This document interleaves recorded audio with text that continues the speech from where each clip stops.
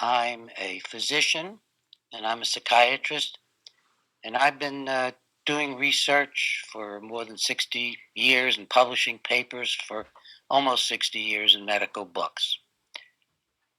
This led me to have an interest in what's going on with the Wuhan virus. Today is April 16th, 2020, and in the news there's a lot of confusion. Each side, China and the US, blaming each other for something or other about the virus. In particular, China now denying that it could have unleashed the virus accidentally through its labs. Actually, we know from the scientific literature that China and the United States know a great deal more about what's going on and about the history of the particular virus that's been unleashed on us, the SARS-CoV virus. In December 2015, in Nature Medicine, a scientific article was published that examined and showed the creation artificially of a coronavirus that looks and acts very much like the current virus. It is not the current virus, but it is exactly like the current virus in many of its effects.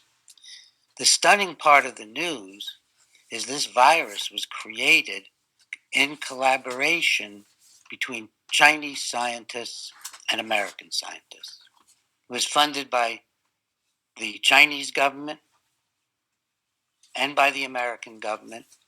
In particular, the American funds came through the National Institutes of Health, including the Institute for Allergy and Infectious Diseases, which is so directly involved in everything now that's going on with our political and scientific dialogue about the virus that we are now afflicted with. So let me put this in perspective again.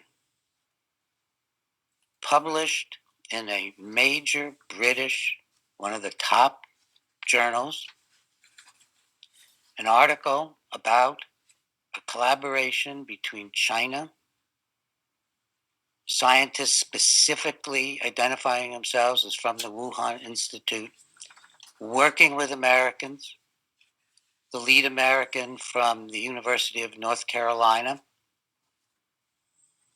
and many others from the University of North Carolina, who basically had been carrying on this research until they invited the Chinese into it. There's even an FDA researcher involved. Harvard researchers are involved. This is no mystery article. I've put the article up on my website, Breggin.com. I've also had my assistant do PDFs of every single article that is referenced, and I've written a blog about the implications of this. It's all up on Breggin.com as of today, Breggin.com.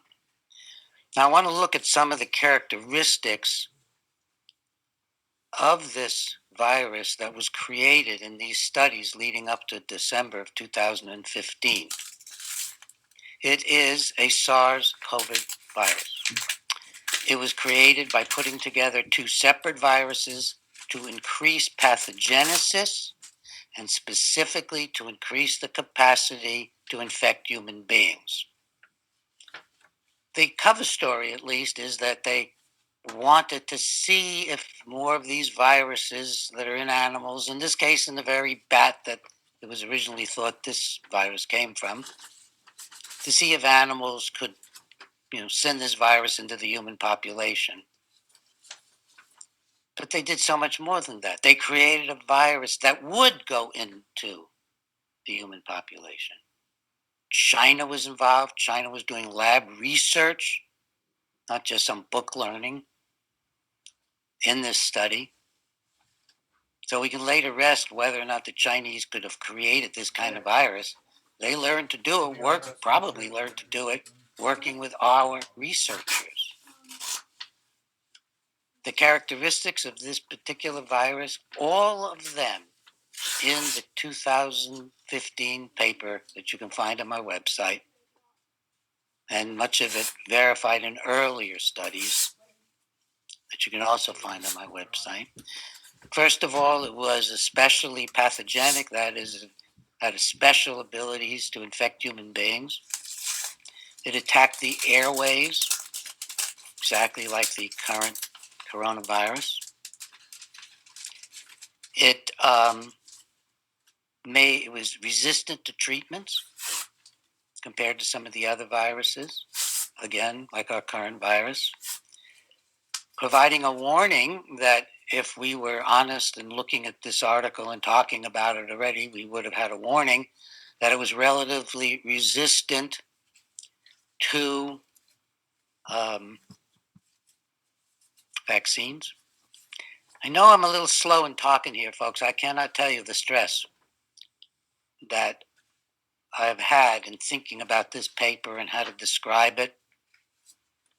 In fact, I've had the paper for a month, wondering would it do more harm than good to release it, being uncertain to discuss it like this. But now that we have all the discussions going on in the news in the last 2 days about whether this was released from Wuhan accidentally, and everybody acting like they don't know nothing about anything like that, it just seems so important to tell everyone that our researchers and their researchers in China were working together for many years, publishing finally in December 2015 about the creation of this kind of virus, specifically this kind of virus, and even describing its qualities in advance. The virus, compared to some other SARS-type viruses, this is a SARS COVID,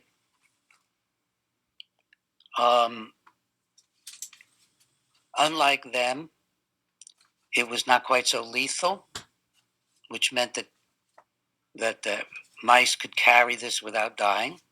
We have that now. We have a disease where people walk around looking healthy, but they're carrying it. It afflicted the elderly worse than young, markedly so, and especially elderly and mice with pre-existing conditions. If you think about it, and God knows the Chinese were thinking about it. I don't know just how dumb an American can be about the implications of what he's doing working with Chinese. But the Chinese would have known this was a perfect weapon. It's a perfect weapon.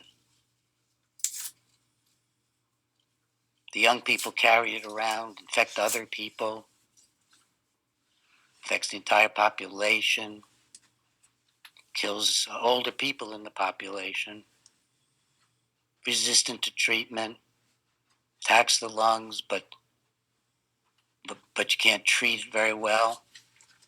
And in fact, another thing they found was that the disease got worse sometimes when you attempted to treat it or to vaccinate the animals. So it suggests some of the problems we may have ahead of us that need to be openly discussed.